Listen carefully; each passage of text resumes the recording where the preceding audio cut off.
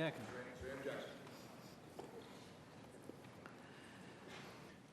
I'll do this again. Since the Senate chaired the previous House-Senate conference, it is my privilege to nominate David Camp, Chairman of the Committee on House and Ways and Means, to chair this conference. Is there any objection? Without objection, so ordered. Well, thank you, Mr. Chairman. As chairman of the conference, I would like to nominate the chairman of the Senate Finance Committee, the gentleman from Montana, Senator Baucus, to be vice chairman. And without objection, so ordered. First, I want to thank everyone for attending. Before we get underway, I want to make a quick comment on our location today. Preparations for the State of the Union prevented us from hosting this meeting in the Capitol or the CVC, which are my preferred sites, in order to accommodate both the House and the Senate members. And I intend to do that in our future meetings wherever possible. That said, I hope you'll be welcome in the Ways and Means Committee room. Today, it's my intention to follow conference committee tradition and begin with opening statements from members. Each member will have 5 minutes, and we will alternate between House and Senate members. Members will have 5 days to provide their written statements for the record. After opening statements, I'll discuss in greater detail our next public meeting, and in order to accommodate the House Democrat retreat, which begins tomorrow, I expect that meeting will take place next week on Wednesday. This may be our first public meeting, but the work of this conference committee has been ongoing since the end of last year. I know members have spoken often and studied the issues. I'd also note and thank the staff for their due diligence leading up to this public meeting. As a result of their efforts, every member before them has a side-by-side comparison of the House bill and the Senate bill. From those 2 documents, one prepared by the Joint Tax Committee and one prepared by the Congressional Research Service, we can clearly see the positions of each chamber and the differences we must work together to resolve. As I review these tables, the biggest issue I see is that the House, and only the House, has put forward a plan to extend for 1 year the payroll tax holiday, unemployment insurance benefits, and payments to doctors treating our nation's seniors and those enrolled in Medicare. The Senate's position gets us through February. This has left every working American wondering not only what their taxes will be next year after the current marginal income tax rates expire, but also what their payroll taxes will be in less than 40 days. Doctors treating Medicare patients are wondering what their reimbursements will be. Even more importantly, the seniors who rely on these doctors for critical medical care are left wondering who, if anyone, will treat them in March. And the unemployed are wondering if there will be benefits for them, while hardworking taxpayers are wondering if Washington will ever get serious about helping people get the training and education they need to get back to work instead of just handing out more unemployment checks.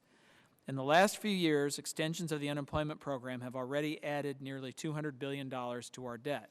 Continuing unemployment benefits through the end of January 2013, as the House bill did, cost another $30 billion. All told, the policies before us will cost roughly $160 billion. And that's the second biggest issue we have before us, paying for these programs. I would be remiss if I did not point out that unless we find a way to pay for these programs, we'll be forced to borrow even more money from places like China, creating an even larger debt, dragging our economy down. Nonpartisan experts have testified that because our debt is already so large, it's weakening our economy and hurting job creation. The result is roughly 1 million fewer jobs for American families. The third and final issue I want to point out today relates back to the first. The House legislation includes a number of critical reforms, job-creating provisions, and bipartisan measures to offset all of the spending. The Senate bill contains none of the reforms and only one additional job provision, Keystone, which the President has already rejected. The House bill reformed the unemployment program to focus it more on getting people training and education they need to get back to work, not just handing out checks. It also included a pay freeze for members of Congress and civilian federal workers. The House bill put an end to welfare benefits being accessed at ATMs located in casinos, liquor stores, and strip clubs. The House bill protected Social Security by reducing overpayments.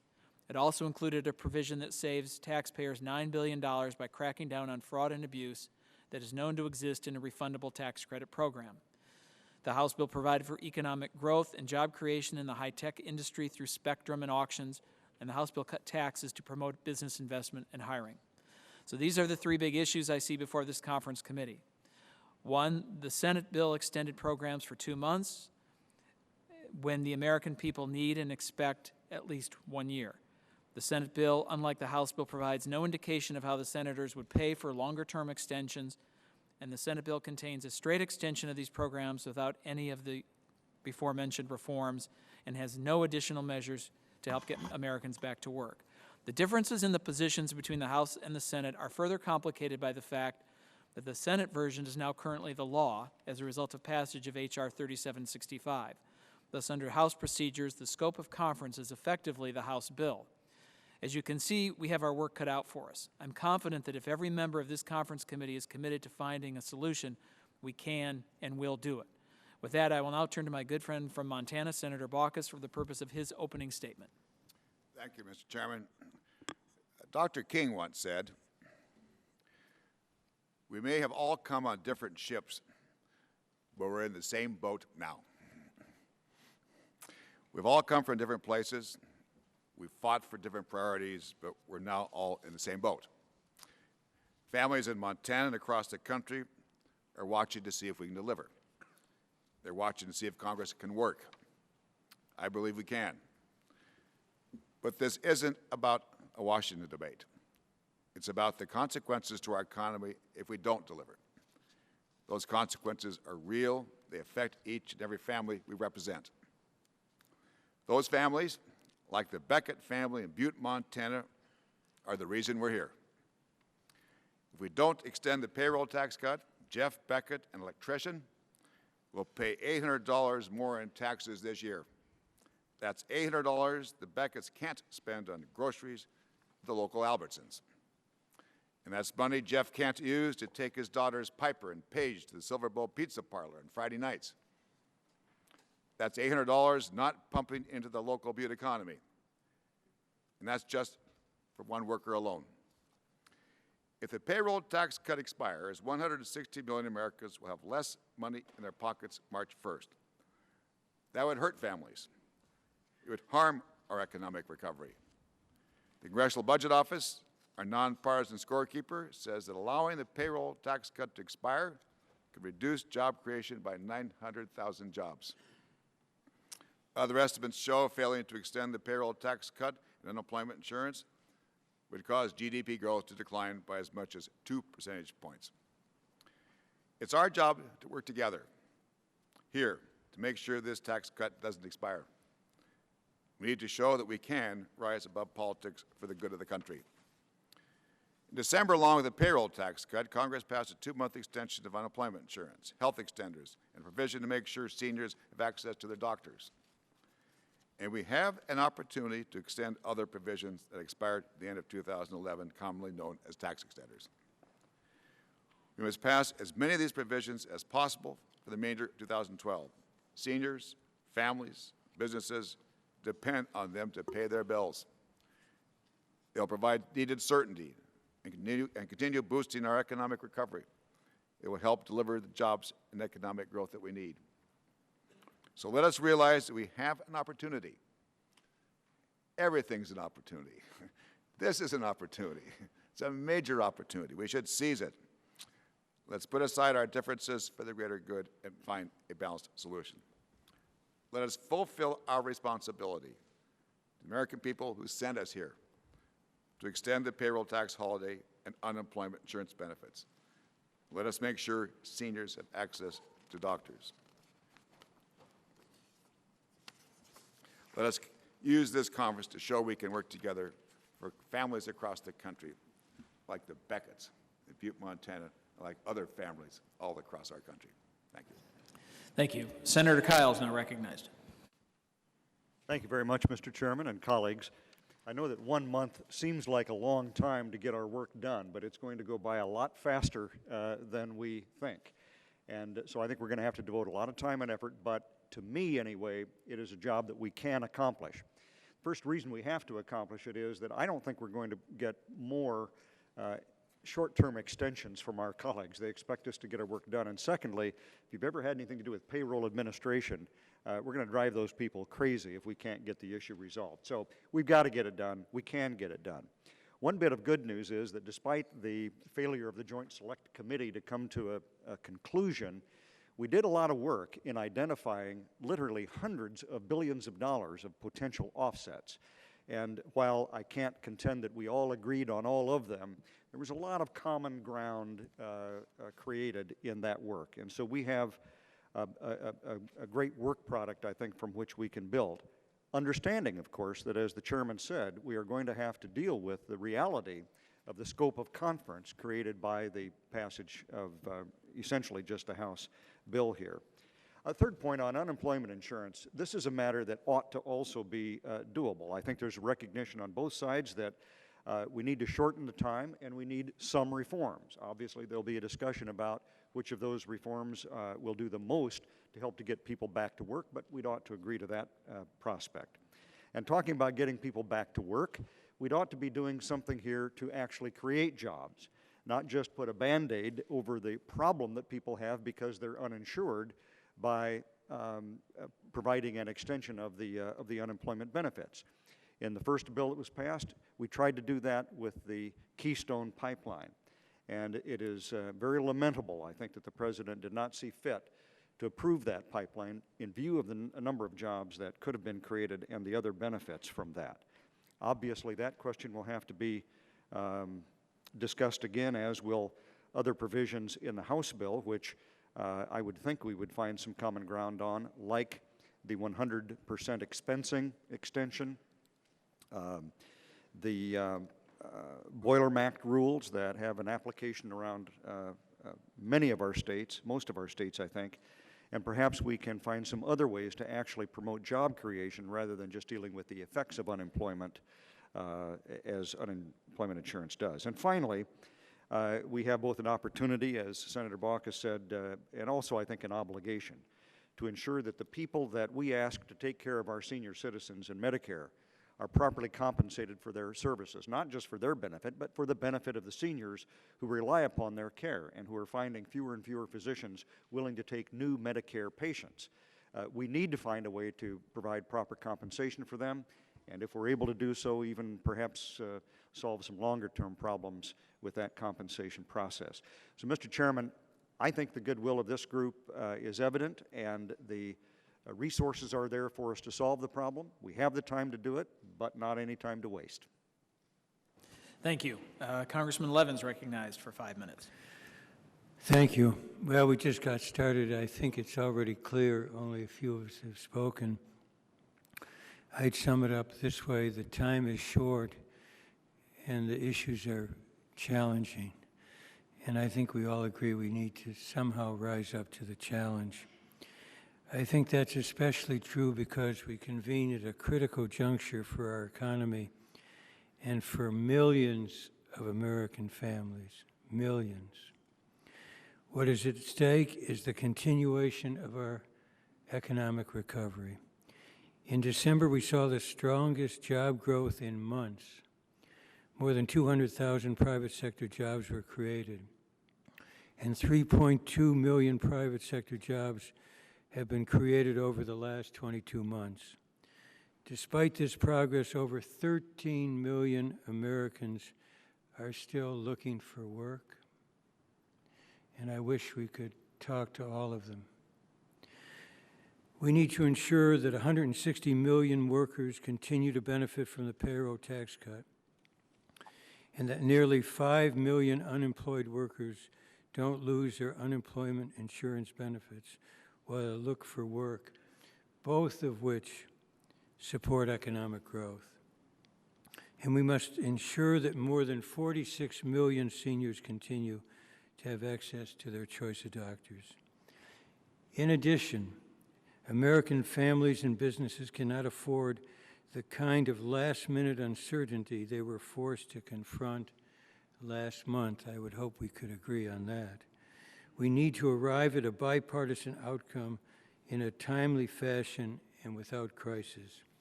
In other words, this conference committee must choose positive results over continued brinksmanship. Too much is at stake. We arrive at this juncture following a year that saw far too much brinksmanship.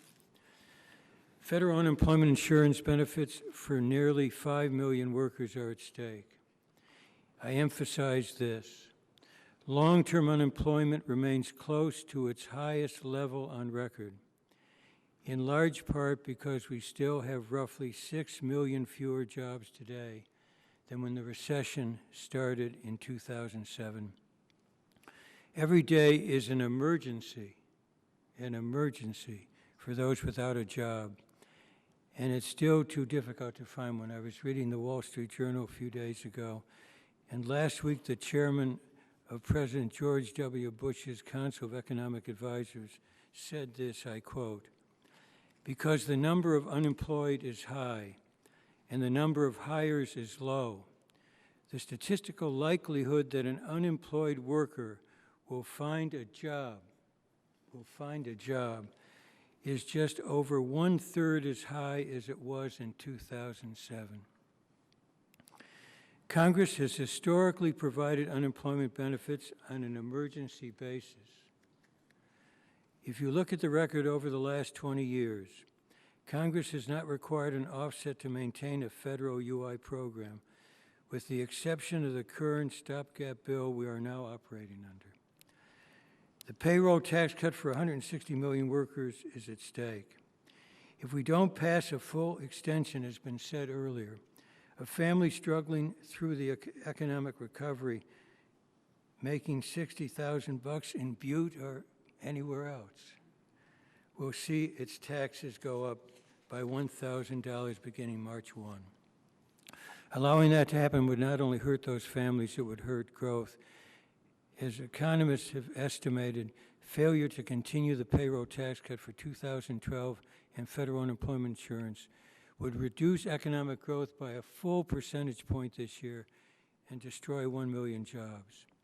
The payroll tax cut essentially assists low and middle income workers whose wages have stalled over the last decades. The story for the very highest earners has been very different. The top 1% of earners gained 58% of income growth from 1976 to 2007, while a whole third of all income growth went to the top 1/10 of 1% of earners. 1/10 of 1%. Fairness calls on us to ask those who've done the very best in the last years and decades to contribute a little more towards fiscal responsibility. A fair way to do that is through a surtax on income over $1 million. Finally, 46 million seniors' access to care is at stake. We all have a great interest in preventing the pending cut to Medicare physician payments. Enacting a permanent fix would put this issue behind us and help ensure continued access to care for seniors and individuals with disabilities long into the future. We can and should fix this problem without penalizing the very patients we seek to help. So, Mr. Chairman and colleagues, I look forward to working with each and every one of you towards a timely and effective resolution on all of these issues. The economic recovery and livelihood of millions of Americans are at stake. Thank you. Well, thank you. Thank you. I would normally call on Representative Kevin Brady, but he's been called away because of a family emergency, so I know we're all thinking about him and his family at this time. So I will now go to Senator Reed for 5 minutes. Well, thank you very much, Mr. Chairman. Let me echo what my colleagues have said, which is that this committee has critical work to do in a relatively short time. 160 million Americans will face a tax increase, and more than 3 million people could lose their unemployment benefits if this conference committee doesn't work together to get a bill done. Continuing the payroll tax cut and unemployment insurance comes down to a basic question of fairness for the middle class. The middle class has felt the brunt of this economic downturn, while many corporations and the wealthiest Americans have been able to take advantage of loopholes. Middle-class Rhode Islanders and Americans believe, unfortunately, in many cases, that the deck is stacked against them. Is your microphone on? You might push it. Is there a green light? Green light's on. Okay, there you go. Is it better? Oh. Thank you, Mr. Chairman. Many middle-class Rhode Islanders and Americans believe that the DAC is unfortunately stacked against them. And this conference has the chance not only to pass legislation to make sure the Americans know that Congress is working for them, not for a privileged few. And one of the best ways I believe that the middle class can be supported in this crisis is continuing unemployment insurance. That is why we should continue the Same policy we had in 2011 through 2012. There's absolutely no reason, particularly to someone in Rhode Island or Michigan or Montana, that they should be treated differently than someone in 2011 when they've lost their job. And at the very least, states with high unemployment shouldn't lose jobless benefits unless it will have an outsized impact on unemployed in that state and their local economy. UI is the best bang for the buck that we have when it comes down to helping our economy and providing relief to millions of Americans. UI helps millions of Americans and their families as they search for a job in one of the toughest job markets since the Great Depression, with only one opening for every 4 unemployed workers. Moreover, providing UI helps improve the local economy as recipients are able to pay their rent, buy food, and other necessities. Some would choose to unravel this unemployment insurance system by reducing weeks, limiting its effectiveness, and changing the fundamental nature of the program. I don't believe there's a policy rationale for slashing away at the unemployment insurance system by reducing weeks and placing onerous burdens and barriers to the program. Slashing at the UI system doesn't make it easier for Americans to find jobs. It only makes it really harder. If there is concern that Americans are taking advantage of UI, Congress can and should make important reforms like strengthening reemployment and reassessment services that help the unemployed with their work search and ensure that they are meeting their obligations. We should also give more flexibility to states to prevent layoffs in the first place by offering robust work-sharing programs.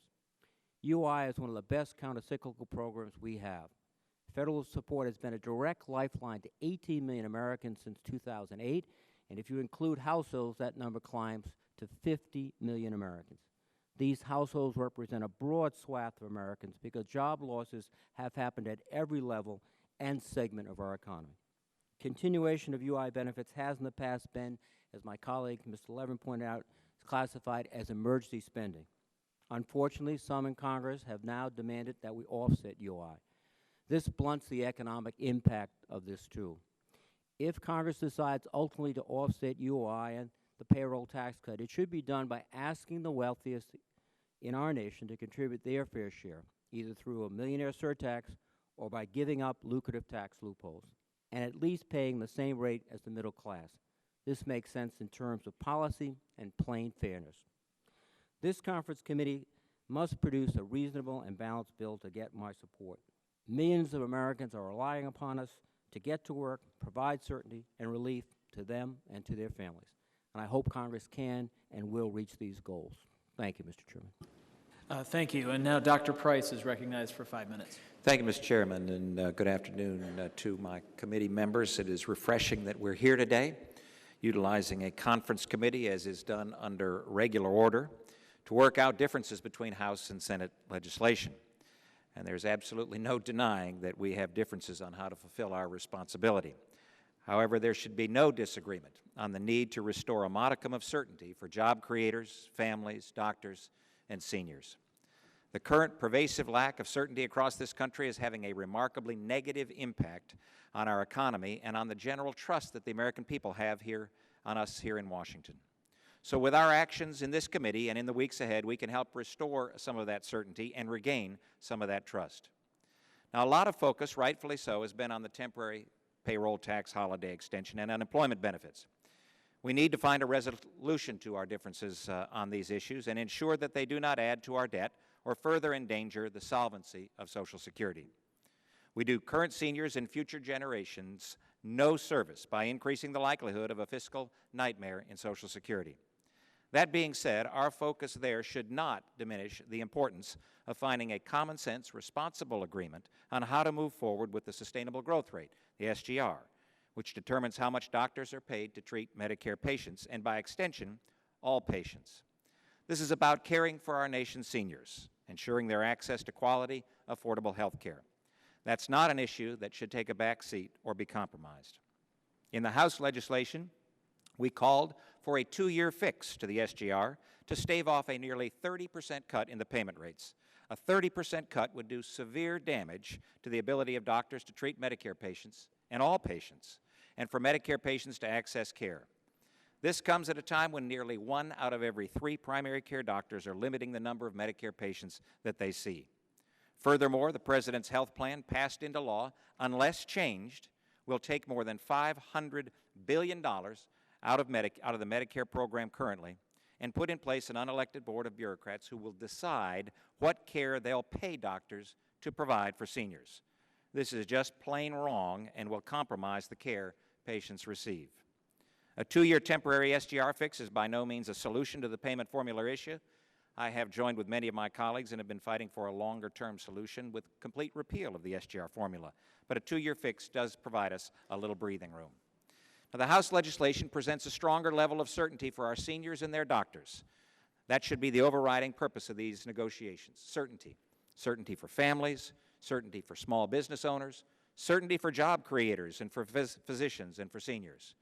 If we're able to agree on a temporary fix to the Medicare payment formula, as well as a way forward on the other pressing issues, we will run up against the reality of how to ensure that we are not adding to our debt or the future insolvency of the Social Security program.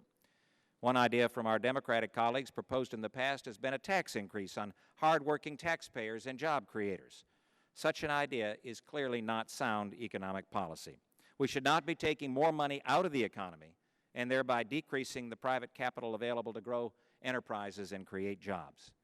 In addition to the damage this would do from an economic standpoint, it's an idea that has already been rejected by the Senate and simply cannot pass in the House. One item that ought to be revisited, which was part of both the House and the Senate bill, is the Keystone XL pipeline project. There's bipartisan disappointment with the administration's decision not to move forward with this project. It would create tens of thousands of jobs and help enhance our energy security. There ought to be a way to get this done for the American people sooner rather than later. There's simply no reason to have our ally, Canada, negotiating with China for distribution and transport of these resources. This is a bipartisan issue. It ought to be considered as part of a bipartisan compromise. American families and small businesses need greater certainty. Seniors need to know that Medicare will provide them access to quality care and that their doctors will be able to see them. We can get this done on behalf of the American people and do so in an orderly fashion through regular order. And I look forward to working with my colleagues and getting an agreement that will promote certainty and promote jobs. Thank you. Representative Becerra is recognized for 5 minutes. Thank you, Mr. Chairman. I almost feel like I've seen this movie before, but I know that the plot and the characters are a little different. And I hope that given that we have a hard and fast deadline before us, we are able to focus a bit more this time around. But I know that all of us understand the task that we have before us. And I believe it's very straightforward. We need to strengthen our economy, and we have to take care not to do anything to derail that economic recovery that's underway.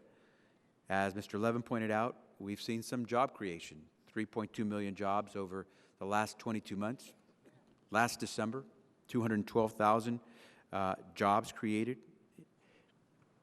In the last year, 2011, we've seen more jobs created since 2005. 1.9 million jobs were created, new jobs were created in the private sector. And so we've seen some progress, but if you were to ask Americans across the country, too many probably would say that we still have a lot of climbing to do. And I don't blame them. When you see 4 people looking for every job that's available, you know that there's something still wrong in America. When you see that while we've recovered some 3 million plus jobs since the depth of the recession, it doesn't help if there's some 6 million Americans who are still looking for jobs that they lost during the height of the recession. And so I think this committee knows what it has to do, and I'd like to just focus a bit on something that I received from a person in California. Her name is Faye.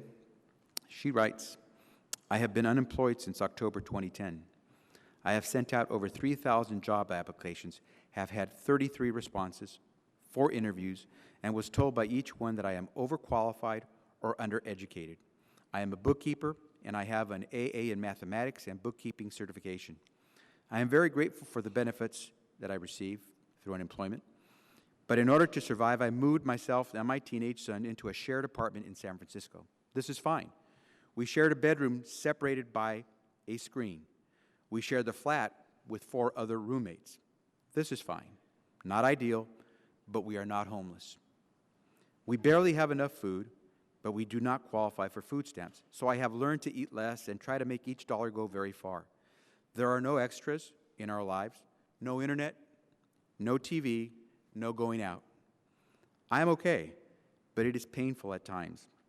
I point this out because as grateful as I am for the benefits, we are not homeless or starving. They are not fun. And I am looking for work day in, day out. I go to the one-stop EDD center daily or to the library for the computer. I go to job seeker workshops weekly that are sponsored by local charities and churches. I apply at restaurants, grocery stores, childcare, and I am told that since I have no experience, that I am not qualified. I moved to San Francisco because there are more jobs here than where I was, and I needed to sell my car to get by, so I needed to be somewhere that had public transportation. I pray to God each night and each morning, but sometimes it is hard not to be scared. If I did not share my room with my son, I would cry myself to sleep. I want a job so badly. I will be destitute if benefits are not extended. My son and I will be homeless by February 1st, 2012, if these benefits are not extended. I have no one to ask for help, no family on which to rely. I am very scared right now. I will gladly accept any training or schooling requirements that come with extension. Things are bad and need to change. That's Faye in San Francisco, California. And if there's anything that focuses the mind is when Americans are talking to us, and I think they're talking loud and clear. I believe that we can get this done. I think each and every one of us who has taken this assignment understands that we have a hard and fast deadline. We've got about a month. We know what we need to do. Our task before us is pretty simple, I think, with the three most important things we could tackle. Extend that payroll tax cut for middle American workers. Take care of those benefits for people who've lost their job through no fault of their own.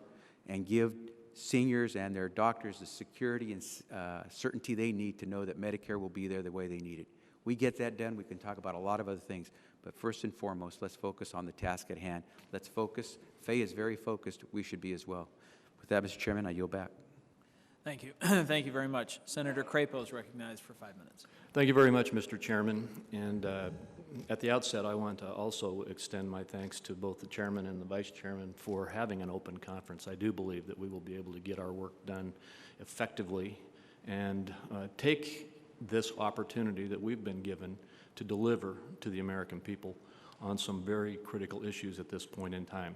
I believe that this committee understands the importance of that task that we've been given and that we can find our way to resolve these issues. We have some very big differences of opinion about how we should deal with the issues facing our country right now. But although our task is challenging and tough, it's also critical that we get past the partisanship and the gridlock and find a result that will help us to move forward. And I agree with those who have already spoken about what we ought to be focusing on here. We need to strengthen the economy. We need to make sure we create a strong increase in jobs in our country, and we need to do so in a way that's fiscally responsible. I agree that the tax relief, which will help keep money in people's wallets from their own paychecks, is a critical step that we need to extend. I agree that the unemployment provisions that the House bill contains are important reforms and helps in moving forward and dealing with the critical unemployment issues that have already been discussed by others here. And I strongly agree that we need to get the most powerful reform of the SGR program for Medicare that we can. I personally would like to see us have a permanent fix for the SGR rather than continuing to limp along for a year or 2 years at a time, continuing to leave that program languishing, not reforming the system in any way that will make it permanently workable, and continuing to add to the fiscal pressure that is caused by our inability to deal with some of our entitlement system. And I also believe that those who have mentioned jobs are right on. There is a need for us to focus on provisions such as a Keystone Pipeline provision or the Boiler MAC provision or other provisions that we can focus on to try to strengthen and improve the climate in which job creators can provide those jobs that are critical for people who are looking for them in our country. I want to emphasize that all of this, the opportunities we have in this committee, take place in the context of America facing what I consider to be the greatest fiscal threat that it has ever faced, one of the greatest threats that our country has ever faced in our national debt. I served here with Javier on the President's Fiscal Commission. Others in the room here served on the Joint Select Committee. Others have been involved in one way or another in very concerted efforts to try to deal with the threat we are faced with by our national debt. Our national debt, as I think everybody at this table today knows, has grown 43% in the last 3 plus a few months, years. And we're now at over $15 trillion. That's a $4.6 trillion increase in our national debt in just the last few years. And so the reason I bring that up is that in the context of making sure that we can help people with their paychecks, to have a little more money at home, in the context of fixing the SGR, and in the context of reforming and dealing with unemployment insurance, which, as I've said, we need to do. We also have to do it in a way that is fiscally responsible and does not drive up our national debt yet once again. And I believe that can be done as well. As I said, there are very, very big differences among us on a number of these issues about how we should deal with them. But there can't be disagreement among us about the fact that we must make sure that we get a handle on our national debt and that we achieve the objectives of this conference in a way that does not fiscally change our posture further. I'll just conclude with this. I see the work of this conference as helping to deal with parts of the much broader solution that we are ultimately going to need. The President's Fiscal Commission concluded that we needed to change our fiscal posture by at least $4 trillion.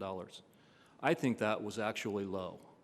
I think that we will probably have to do it $4 trillion a couple of times in order to truly get a handle on our fiscal circumstances. And although this commission, or this committee, does not have the task of putting together the big, broader deal, it does have the responsibility to help put together pieces of it that will help us to move toward it. So I look forward to working with you, Mr. Chairman. Thank you very much. Representative Waxman is recognized for 5 minutes. Mr. Chairman, we have a very important job to do. We need to do it promptly and without holding the American people hostage to a partisan agenda. We can't put the country through the brinkmanship we did last December.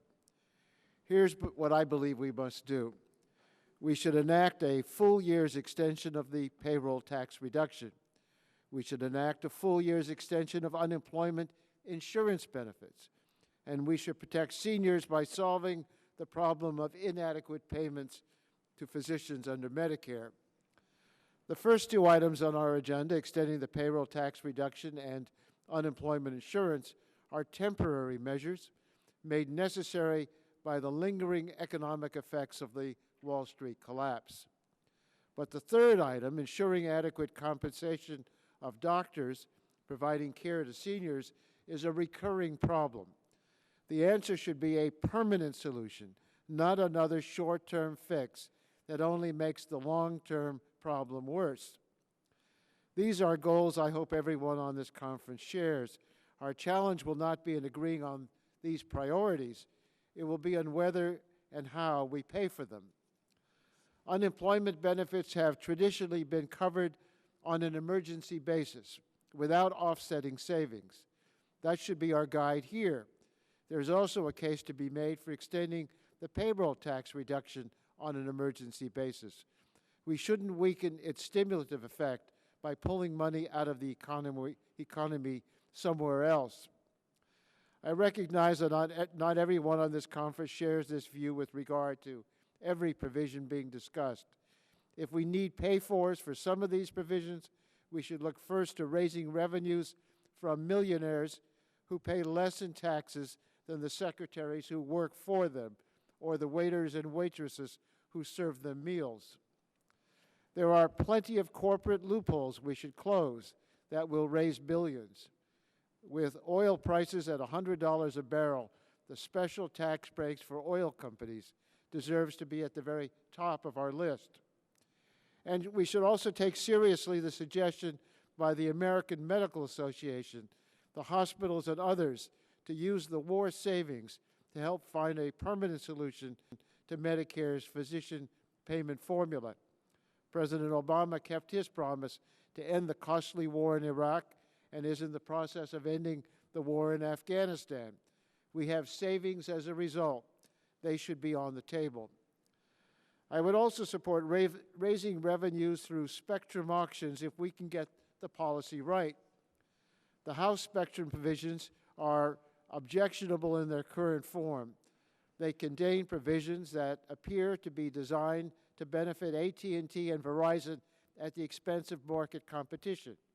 They stymie innovation by limiting the authority of the FCC to allocate spectrum broadcast spectrum for super Wi-Fi and other unlicensed uses.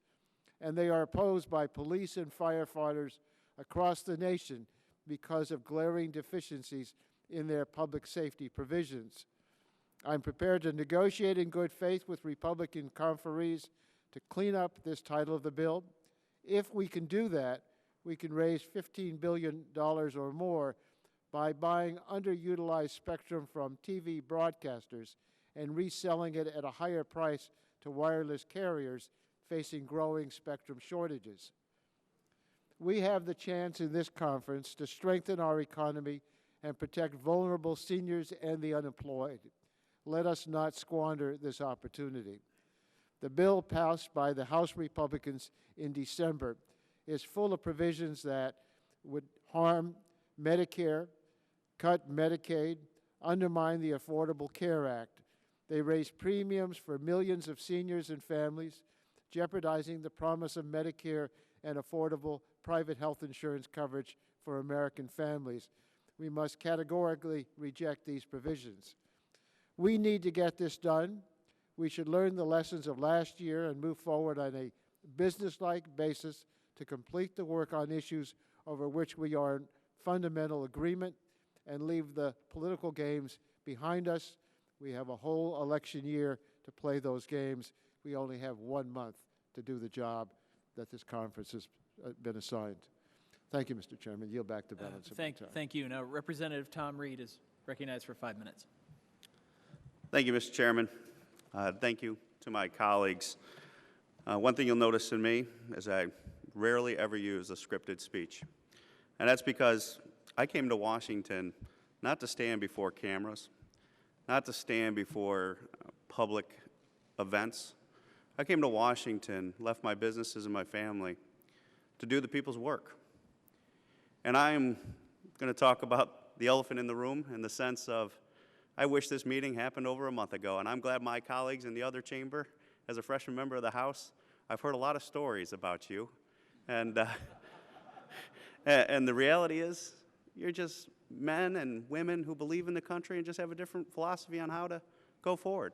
But through open conversation, honest debate, I am confident, based on the sentiment that I heard here today, that our two chambers, our two bodies, our two parties will come together to find long-term solutions for the American people. That's what the American people want. That's what they need. That's what we all need. And we have to look at the reality of the situation. The solutions that are being put out there to come to long-term resolution to these issues are going to cost money. Money we don't have. That's the reality of the situation. The American people know that. They're not stupid. $15 trillion worth of national debt, they get. I get. And so I just come into this looking to put everything in the past, looking forward, and working with you in good faith to come up with solutions for the American people. And I know that we can, because I'll never give up, because no one in America will ever give up. That's what has allowed us to persevere for generations. And so we're going to get this work done. We're going to find the money, because we can't threaten Social Security. We've got to make sure it's protected as we go through this payroll tax rate discussion. We've got to make sure that Medicare is taken care of. but we need to come up with a long-term fix on how our doctors get paid. There's no doubt about it. I'm all for a permanent solution. Let's just get it done. And with that, Mr. Chairman, thank you for allowing us to be a part of this process. And I Thank yield you. back. Welcome back to Senator Cardin. You have 5 minutes. Thank you, Chairman Camp. And Congressman Reed, let me assure you, as a former member of the House, the people in the Senate really are good people and share the same vision as the members of the House to get the job done. On a personal note, Mr. Chairman, it's nice to be back in the Ways and Means Committee where I had the honor of serving for so many years. And I hope that the best tradition of the Ways and Means Committee of developing the best legislation in the national interest will be a guiding principle for us to get our job done. If we follow that, I'm confident that we can succeed in finishing our work.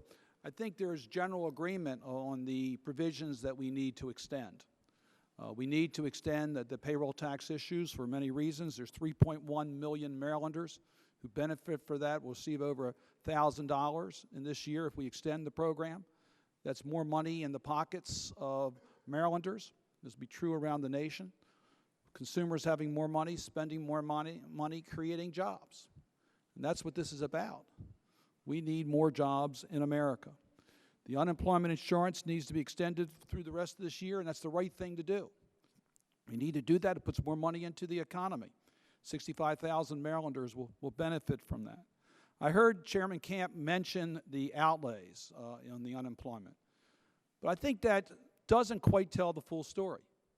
Unemployment is an insurance program. It's counter-secular. It's meant to put money in the economy during a tough economic period. So it helps our economy, and it's intended that way, and that's why, traditionally, we have felt that this is emergency spending and the funds should not be offset. The Medicare physician issue needs to be fixed. I agree with our colleagues. It will hurt our seniors if we do not get that done because it will restrict access to health care in this country. It's interesting, about a decade ago, a little over a decade ago, while I was on this committee, I joined up with Congressman Clay Shaw, Republican from Florida, and we introduced legislation to fix it permanently, the broken reimbursement structure.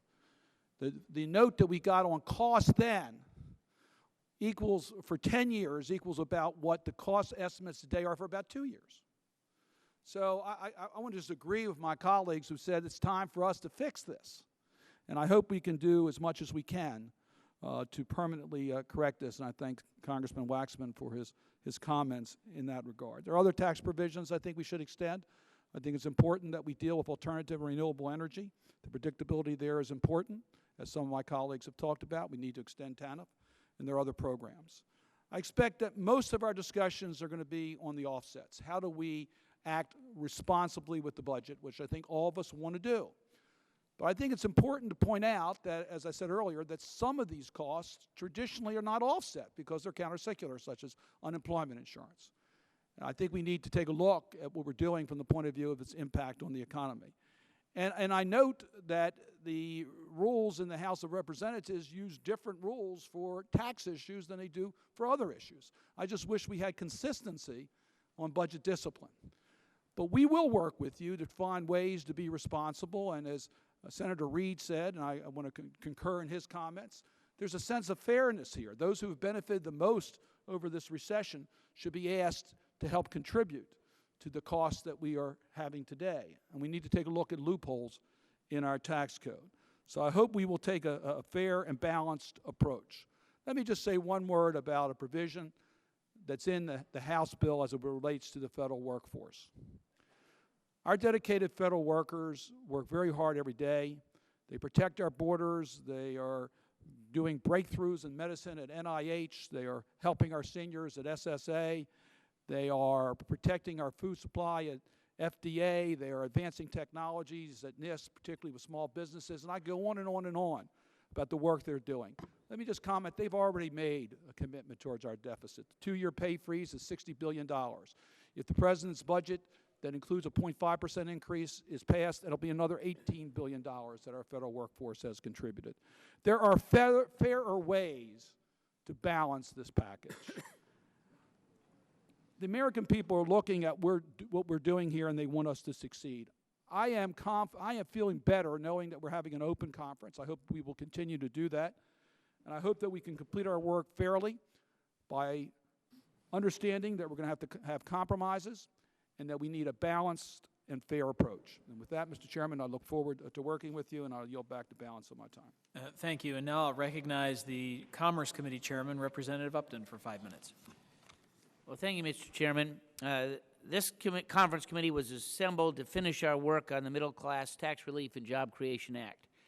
And there are two parts to the bill, namely the Middle Class Tax Relief and job creation. I want to talk a little bit about both. Our able chair and vice chair have talked about the tax relief piece of the puzzle, and certainly that's very important. In this weak economy, working families can use the extra $1,000 per year that comes from a temporary payroll tax. Likewise, far too many Americans who cannot find jobs in this economy are forced to turn to unemployment benefits instead of a regular paycheck. This conference will address both of those issues. But we can't talk about the relief portion without also addressing jobs. The House-passed Middle Class Tax Relief and Job Creation Act included several vital job-creating policies, many of them originating in Energy and Commerce Committee, and I'd like to talk about those provisions. The first jobs provision included in the House-passed bill is appropriately called the Jobs Act. That's jump-starting opportunity with Broadband Spectrum Act, a bill drafted by fellow conferee Greg Walden to spur billions of dollars in private sector investment and, most importantly, to help drive the creation of possibly hundreds of thousands of jobs. Also included in the House-passed bill is legislation called the EPA Regulatory Relief Act, which addresses the Boiler MAC rules. President Obama's own Jobs Council recently suggested that we need to enhance American competitiveness through smart regulatory reforms, and this bill does exactly that. The House approved the bill last October 13th with strong bipartisan support, and there's a companion bill also bipartisan in the Senate. The purpose of that bill is to give just a little bit of regulatory relief to facilities all across the country facing costly new rules for industrial and commercial boilers and incinerators. We're talking about everything from manufacturing facilities to colleges and universities, all of which will be affected by EPA's new rules. EPA concedes major flaws in the rules. They're reconsidering aspects of them, and itself has tried to delay the rules. But the federal courts recently struck down the agency's self-imposed delay earlier this month. And as a result of the costs and unworkability of the rules as currently written and the litigation, there's continuing and extensive uncertainty. Our proposal is simple. We're talking about direction and extra time for EPA to develop rules that are achievable in the real world and extra compliance time so that facilities can install the new technologies and make upgrades to their equipment to comply with the new rules. Talking about maybe 200,000 jobs and $14 billion in savings. Finally, I want to talk about one of the best-known job-creating projects out there, Keystone XL. We have before us a shovel-ready project, one that won't cost the taxpayers a dime, but it represents nearly $7 billion infrastructure investment. It is projected to create 20,000 direct construction and manufacturing jobs, not to mention more than 100,000 spin-off jobs. This is a pipeline that will add nearly 1 million barrels of safe and secure energy supplies to U.S. markets every day. Last week, President Obama said no. He said that 60 days wasn't long enough to say yes, but the truth is he only took 26 days to say no. Well, to the President, I say this: we cannot wait any longer. If he can't say yes to a jobs bill like this, I hope that Congress will. I do believe that it falls within the scope of the conference, and we're going to talk about it as part of this package and a lot of other places as well. In fact, we've got a hearing before the Energy and Commerce Subcommittee tomorrow, first thing in the morning. This overall bill is middle-class tax relief and job creation, and I think that we can do both and pay for them, and I yield back. Thank you very much. Representative Van Hollen is recognized. Thank you, Mr. Chairman. Like my colleagues, on a bipartisan basis, I think the charge of this committee is to try and nurture a very fragile economy and not do anything that would disrupt the economy.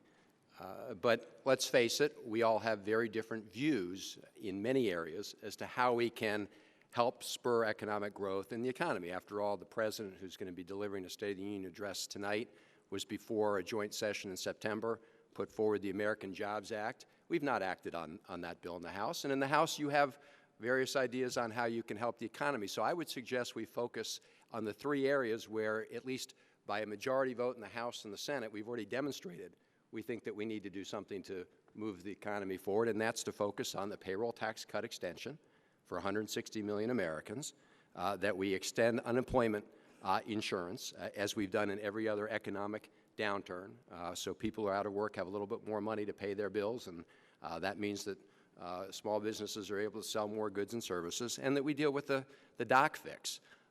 There are lots of other things that I think every one of us as individuals would like to put in to this package, but I would hope we're not going to allow extraneous provisions to bog this down. We all know that, look, there are many members of the House and the majority who are on record opposing a payroll tax cut extension. And I hope that these other extraneous provisions will not be used to slow down the work of the committee. I agree with my colleague, Mr. Price, that we want some certainty, and one thing we should do is signal the American people that we're going to focus on the three items that we have expiring at the end of this month and extending them. Mr. Camp mentioned that the total price of the bill might be $160 billion. I don't know the exact figure. I know the payroll tax cut piece is around $100 billion. And I think it's worth pointing out a contradiction in that regard, which is that when it came to permanent tax cuts that disproportionately benefited the very wealthy, our Republican colleagues have never demanded any kind of offset. In fact, you changed the rules of the House on the first day to make sure that $1 trillion over 10 years in tax cuts for folks at the very top could be put on the credit card. They didn't have to be offset at all. So there is a different standard being applied here with respect to providing a 1-year, in fact now a 10-month, extension of a payroll tax cut for 160 million Americans.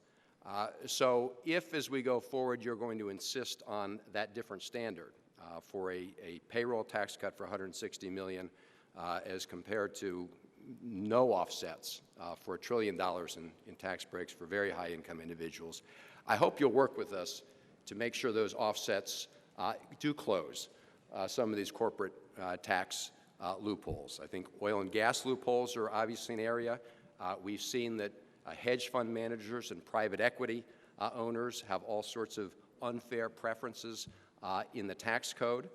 So again, if we're going to apply a different standard, and I don't think we should, but if you're going to insist on applying this different standard, I hope you'll work with us in that area. And I would just quote from Ronald Reagan, who back in 1985 said, and I quote, "We're going to close the unproductive tax loopholes that have allowed some of the truly wealthy to avoid paying their fair share." And I think if you look at carried interest, private equity loopholes, as well as some of the others my colleagues have mentioned, those are items that fit that category. So it's not going to be easy for those of us who've been a part of other groups. It's not going to be easy finding these offsets. So I hope we'll work cooperatively in doing that and look at not just cuts on one part of the budget, but also look at tax expenditures and some of the pork barrel that's in the tax code as we go forward with that effort. And then I agree with my colleague, Mr. Crapo. Look, we've got a big challenge ahead of us to try and really do long-term deficit reduction. Again, I think there are frameworks for how you can do that in a balanced way, and I hope as we approach this particular much smaller issue, we also do it in a balanced way. So I thank my colleagues. All right. Thank you. Senator Barrasso. Thank you very much, Mr. Chairman. As we've heard, time is short. The issues are challenging, the issues of job creation, taxes, and spending. Americans are going to be watching what we do, and the goal is to get a positive result for America's small businesses, Americans who are looking for work, and for all American taxpayers. And I just heard my colleague say you might note about the different standard. Well, we're talking about Social Security money and making sure that money is there, and this is a sacred trust. So we need to make sure that that funding is there and there is a pay for. We need to work together, though, as a conference to extend the payroll tax holiday for the rest of this year, set the stage for real, permanent, pro-growth tax reform. So I'd like to make some comments following what Representative Upton has said regarding job creation. If we are going to be serious in this country about creating jobs, it is critical to also provide meaningful relief from government red tape. The President has said repeatedly that he is committed to cutting red tape, but his rhetoric has not matched his actions. His executive order for regulatory relief has gone unfulfilled. Here we are a year later. If you want to turn our economy around, you've got to reduce and repeal costly regulations that are strangling the economy. They're burdensome, they're expensive, and they're time-consuming. In addition to tax reform and regulatory reform, we need energy security and the jobs that go with it. The White House announced that the President will talk about energy development tonight in his State of the Union speech. It's going to be hard to take his words seriously after his irresponsible decision regarding the Keystone XL pipeline. The President should have embraced the American jobs and the energy that comes with the pipeline. We need to put politics aside and build the Keystone XL pipeline now.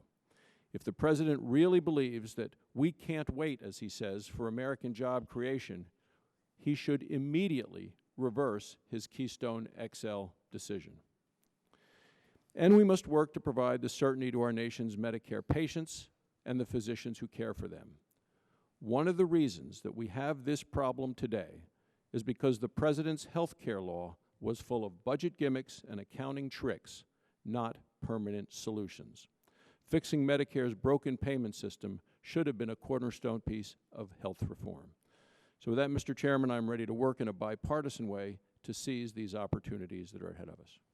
Thank you very much. Representative Schwartz is recognized. Thank you, Mr. Chairman, and I look forward to working with you and other House and Senate colleagues on the conference committee. I do hope we can find common ground because we need to put forth an agreement that will benefit American families and American businesses, promote stability, and promote economic growth. This conference committee is charged with resolving differences between the House and Senate bills so that we can extend the middle-class tax cuts, prevent a drastic reduction in Medicare physician payment rates, and extend unemployment benefits for Americans who have lost their jobs and are working hard to find new employment. I appreciate that we begin the work on this conference committee with a shared commitment to meeting these goals.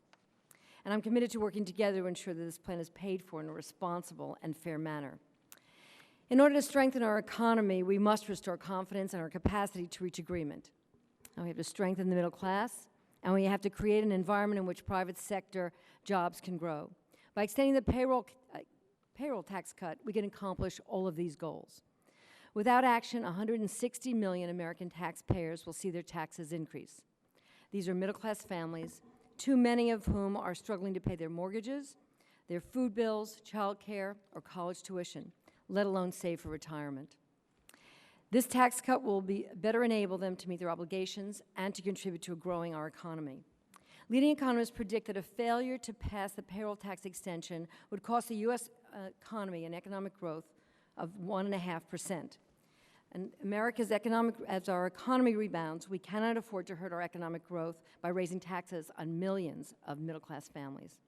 It's my expectation that we will find a way to extend this tax cut and enable Americans' middle-class taxpayers to keep more of their hard-earned dollars.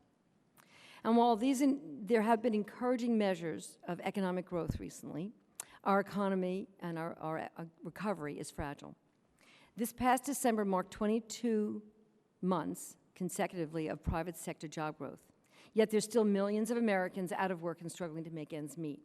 Losing a job should not mean economic disaster for families who have worked hard and played by the rules. While the unemployment rate is declining, there is significant need for extending the unemployment insurance. If we fail, 4.5 million Americans will lose their extended benefits, including 884,000 Pennsylvanians. We should not allow this to happen. Additionally, in order to provide and protect our promise to American seniors, we must fix the broken Medicare physician payment system, the SGR. For over a decade, the SGR has created uncertainty and instability for patients, for healthcare providers, and for the federal budget.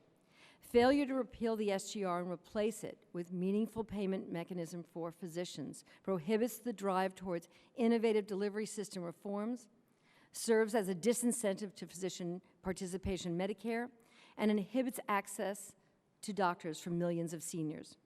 Medicare payment policies have a direct impact on the care that beneficiaries receive and the sustainability of Medicare program as a whole. Due to uncertainty surrounding the SGR, some doctors are already telling their patients they will no longer accept Medicare. We should recognize once and for all that SGR cuts will not be implemented and will not contain the rising cost in healthcare spending. We must work to replace it with a payment system that rewards quality and value, saves lives, and assures seniors access to the care they need. We owe it to American seniors to end this perennial threat to Medicare once and for all. Now is the time to take action to move beyond the decade-old policy that has failed taxpayers, Medicare beneficiaries, and those on the front lines of patient care. The right step is full repeal of SGR. Last year, my colleague from California, Representative Herger, said, quote, "Republicans and Democrats alike have kicked the can down the road long enough. We cannot continue to patch over this problem with short-term fixes of a few months or a year at a time. The uncertainty of Medicare payment policies is taking a toll on physicians, and with each passing year, the cost of long-term solution grows larger. It's time that we work together to find a fiscally responsible solution to this problem," unquote. I agree wholeheartedly. In 2005, the cost of full SGR repeal was less than $50 billion. Today, that cost has grown to $300 billion. In 5 years, the cost of short-term fixes and accumulated SGR debt will reach approximately $600 billion. We have now identified a way to pay down this debt and restore fiscal discipline. Using part of the savings achieved through the reduction in military operations in Iraq and Afghanistan offers a unique and limited time opportunity to resolve the budgetary problem that grows more costly with each passing month. This approach has gained support from members on both chambers and on both sides of the aisle. I urge my colleagues here today to fulfill our responsibility to American seniors and seize this opportunity to permanently repeal SGR. We have a short time and serious work ahead of us. The American people are counting on us to extend middle-class tax cuts for 160 million Americans, protect seniors by fixing the Medicare payment rate, and extend unemployment benefits for those who have lost their jobs and are working hard to find a new one. And I look forward to accomplishing these goals in a timely, fair, and fiscally responsible manner. Thank you. Representative Walden's recognized. Thank you very much, Mr. Chairman. I'm delighted to have us all in the same room. Some of us were around here for the week leading up to Christmas, waiting for us all to get in the same room. So I would suggest we lock the doors now and not leave until we get this resolved, because the American people are expecting us to work this stuff out. They really are. And everything I've heard from all my colleagues on both sides of the aisle and both sides of the Capitol is we want at least a 1-year extension on unemployment insurance and at least a 2-year doc fix so that our senior citizens can have access to their physicians in the medical community, get the care that they need and deserve. Now, the House passed such a bill. We passed a 1-year extension on unemployment benefits, and we funded it. We passed a 2-year extension to make sure that our medical providers were properly compensated so they continue to see our senior citizens on Medicare, and we sent that all over to the Senate. And we got back a 2-month extension, which is what brings us here today. Now, that's the history. That's the fact. That's the reality, but it's where we're at. What I hope we can work toward is a solution that is long-term. My wife and I were small business owners starting back in 1986. Senator Kyle, when you talk about the problems in changing up the payroll every month to try and accommodate some government change, well, you can see I pulled my hair out because we went through some of that. You know, it's very, very frustrating, our small businesses especially. And these are our job creators, folks. These are our job creators, or the men and women. I don't know the Becks in Butte, but I'll bet we all have Becks in Butte in our districts. People that are struggling. People are wondering what in the hell is going on in Washington not to solve these problems for the long term, not the short term. Not to kick the can down the road for 2 months, but to fix things not only for 2 years, but use that time to fix them permanently.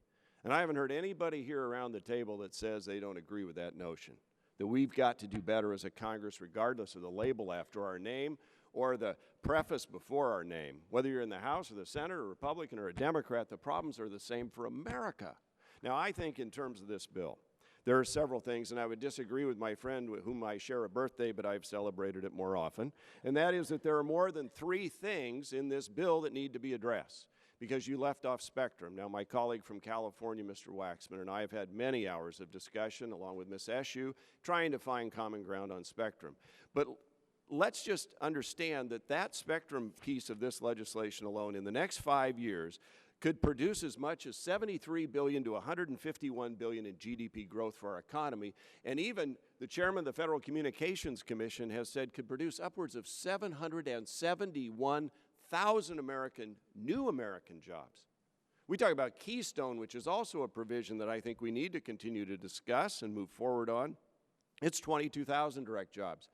Just getting us up on the new internet, on wireless, a 4th-generation wireless network system, is billions, upwards of $151 billion into our economy and 771,000 jobs. That's contained in the House-passed bill. That's something we need to figure out how to work out and take care of our first responders who are expecting us to finally fulfill the 9/11 Commission's requirements that we have an interoperable public safety network that we can afford and sustain. This Boiler Mac issue. This matters.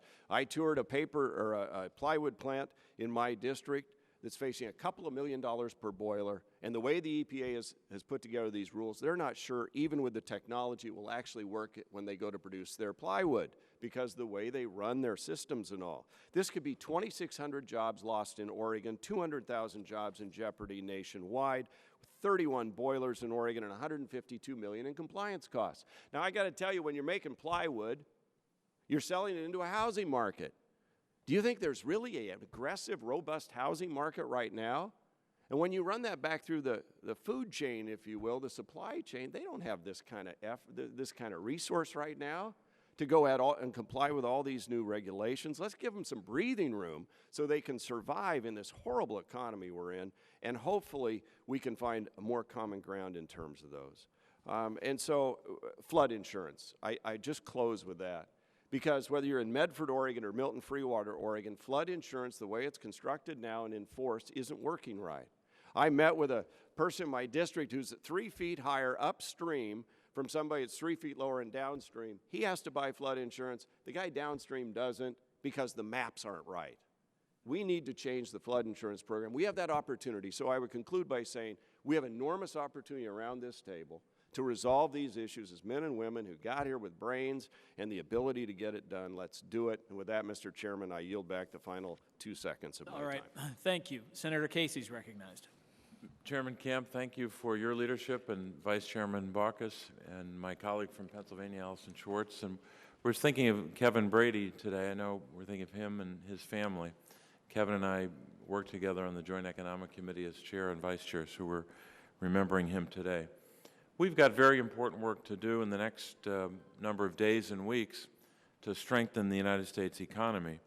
And by reaching an agreement to cut payroll taxes for the remainder of this year and to continue unemployment insurance for workers who've been jobless for more than 6 months, just imagine that.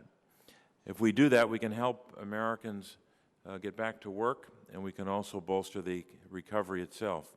Many of us have just spent a number of weeks back home listening to constituents, and the folks that I ran into in Pennsylvania said to me 2 things. Number 1, what are you going to do about jobs? And number 2, how are you going to find ways to work together, Democrats and Republicans? Over and over again, I was asked about jobs.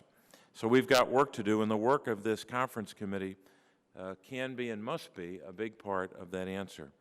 Cutting payroll taxes, for example, will benefit, as we've heard, and we can't say it enough, 160 million Americans. Now, the very nature of a conference committee is that no one will get everything he or she wants. We know that. That's what a compromise and what this conference committee must be about. How we pay for, the payroll tax cut and the unemployment insurance benefits will be the subject of a lot of debate and discussion. We know that. And we know that while the economy has made progress, adding more than 100,000 jobs in each of the last 6 months, we still have a long way to go to dig out from not only the Great Recession, but also the weak job growth that preceded that recession in the previous decade. There's broad consensus among economists that failing to extend the payroll tax cut and the federal emergency unemployment insurance benefits beyond the 2-month extension that we already authorized would indeed slow economic growth this year and cost the economy jobs. My staff at the Joint Economic Committee has prepared a report that we're releasing today, which does highlight, I should say, how continuing the payroll tax cut and unemployment insurance benefits would boost consumer demand and strengthen the economy. The report includes a state-by-state breakdown of the additional take-home pay that households will receive if the payroll tax cut is extended through the rest of 2012. I have copies of that report here with me.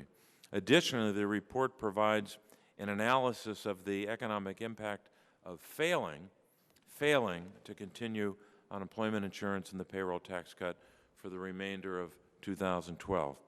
The Joint Economic Committee staff, my staff, estimates that failing to reauthorize federal unemployment insurance benefits and the payroll tax cut for the remaining 10 months of 2012 would reduce gross domestic product growth by 1.7% in 2012.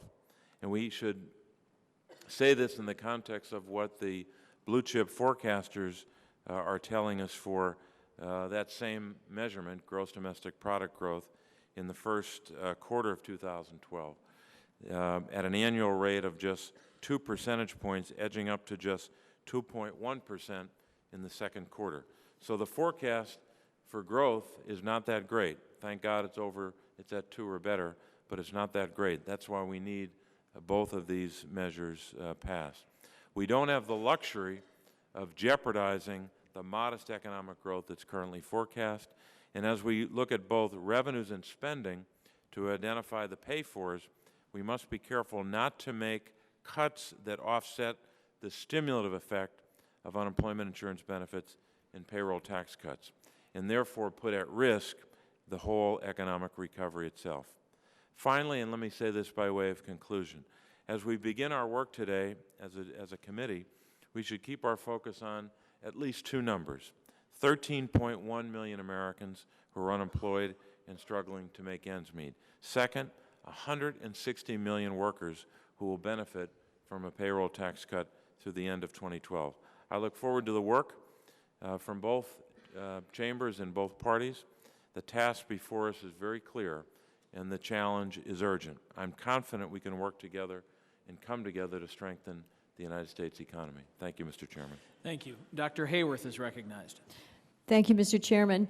I am privileged to be a freshman on this committee, and I note that Tom Reed and Renee Elmers and I all came to the Congress in the context of the most dramatic, transformative election in the House of Representatives in decades. And certainly in my own Hudson Valley of New York, when I had the privilege of running for office and prevailing in that particular election, I pledged to the people whom I'm now privileged to serve that I would bring the federal government to the right size, to make it more efficient and more effective. There was an overwhelming sentiment in our district and across the country that the federal government takes too much from the American people.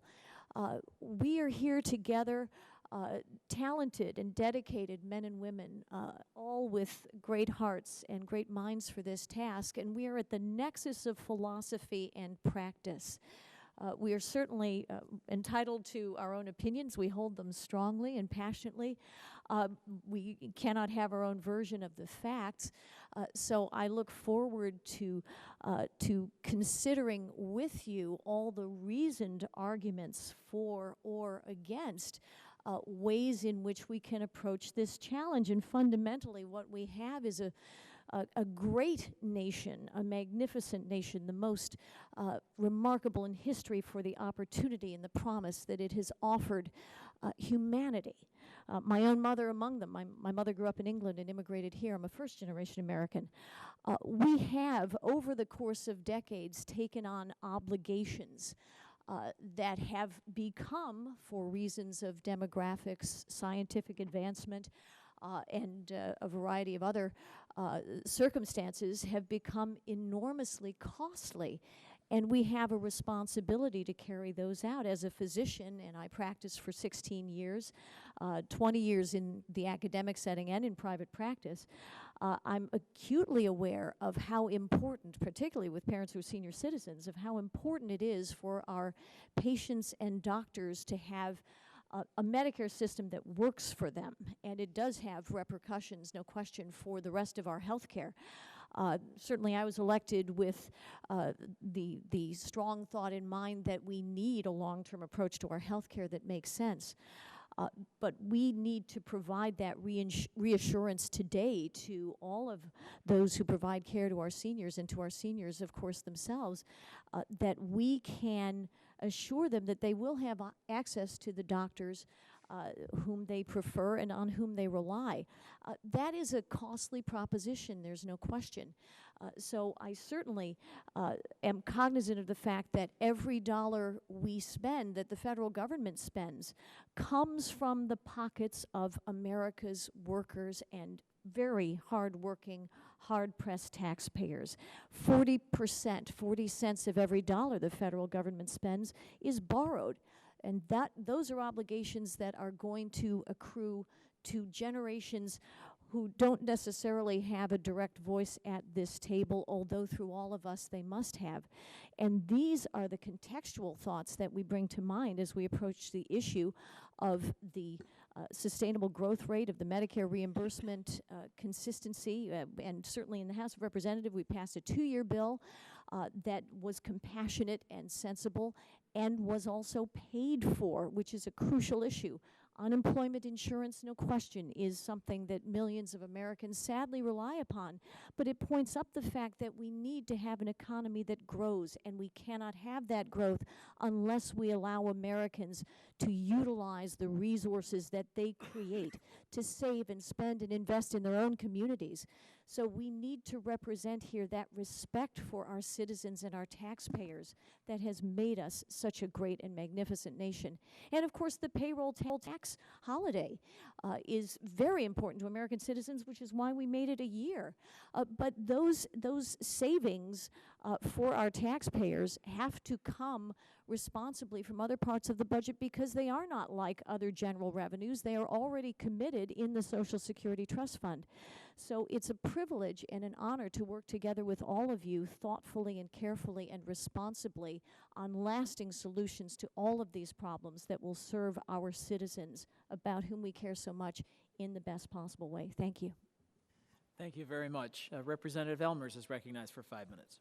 Thank you, Mr. Chairman, and I would just like to extend my thanks to the Speaker and to my colleagues for the opportunity and privilege to be sitting on this joint committee here today.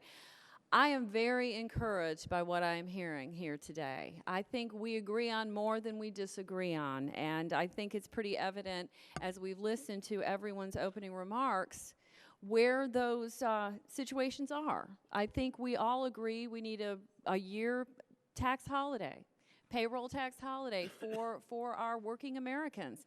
You know, we all agree on that, and interestingly enough, as has been pointed out, we passed these provisions in the House bill. We passed them on to the Senate.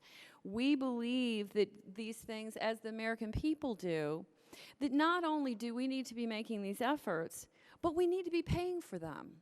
We just simply cannot continue on a path of unsustainability. My colleague across the aisle described some of the provisions in the House bill as extraneous provisions. Well, my friend, to the American people, to the hard-working, tax-paying American people, those are job creators and certainty. And we have got to do everything that we can to continue that. We have got to move forward. I can go on and on about all of the different positions. Absolutely, the Medicare cuts. We cannot allow our physicians to have a 27% cut. We all agree on that. A 2-year extension would be wonderful, because then we could really come to the solutions that we need to.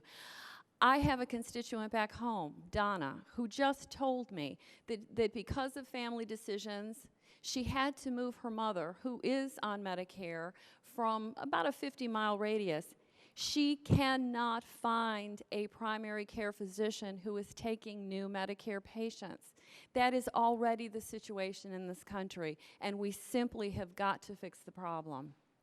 We cannot continue on this path, and the American people know it. And it is our job at this conference, as we passed our legislation in the House, now we are doing the work into 2012 that should have been finished in 2011. And I am ready to go to work with all of you. We have got to fix these problems. We have got to fix them for the American people, because we just simply cannot continue on this path. Thank you, Mr. Chairman. I yield back. Well, thank you. Thank you very much. And I want to thank everyone for attending today. I certainly appreciate the tone and the sincerity of everyone's remarks.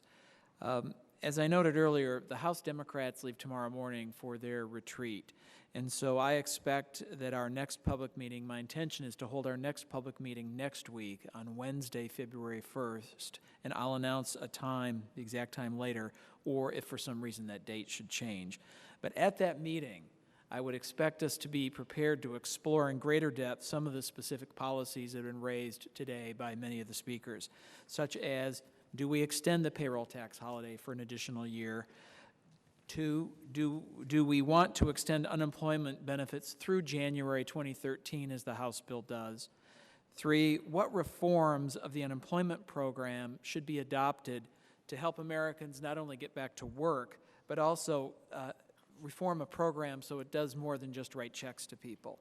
And as part of that, I'll be asking specifically about some of the provisions that were in the House bill, such as those who are receiving benefits actually look for work, requirements that unemployment recipients without a high school diploma work toward a GED, subject to a reasonable hardship exemption, of course, which will improve both their short-term and long-term employment prospects. And 3, allow states, if they choose, to implement drug screening programs. It's my hope that we can make progress on these areas, and then once we do that, we can move on to some others. And a look at the calendar, obviously, as many have mentioned today, our time is very short, our task is very large, we have a big job to do, but it's one that the American people expect us to get done so that they can at least have some certainty about their own future. And with that, I would yield to Senator Baucus for any comments he may wish to make. Well, thank you, Mr. Chairman. I think this has been a good initial meeting. I joined in with Mr. Reed and saying, you know, the big benefit of this open conference here is to get to know each other a little bit. I don't know if I've heard an awful lot about you, but I like you. And it's good that we're meeting here like this, and the same with other new members of the Congress. It's great. And I hope we continue the precedent of open conferences. I think it's something we should pursue. Second, I'm very impressed with the general unanimity here. I won't say total unanimity, but everyone agrees we should extend the payroll tax cut for a year. I haven't heard nobody disagree with that. I think there's general agreement, too, more than general. I haven't heard anybody say we should not include UI for virtually a year. Now, there may be differences of opinion there, but basically everybody wants to continue UI. Second, we all want to give continued access for our seniors to medical care. We all agree with that. You know, there's not a lot here that we disagree on. Now, the contours might change a little bit. There's this question of extraneous. That's a little bit in the eyes of the beholder. But I urge all of us, when we meet again, as the chairman has suggested, to be prepared. That being prepared for me means not just prepared on positions, but it also means being prepared to think of possible compromises, think of different ways to skin the cat. Second, third level of being prepared, because we really don't have a lot of time. And the more we think in advance of what some modifications might be, the more likely it is that we're going to achieve our result more quickly, and second, more amicably, which I think is a good thing. I'd put them the other way around. If it's amicable, it's going to be most likely successful. So I'm very pleased, frankly, with this session. And proof's in the pudding. Let's see what we can do. Thank you, Chairman. Well, thank you. And obviously that wouldn't preclude any private discussions from occurring between now and the next public meeting. So with that, this public meeting is adjourned. All right. All right. Way to go. We need to talk before that. Yeah, we do. Yeah.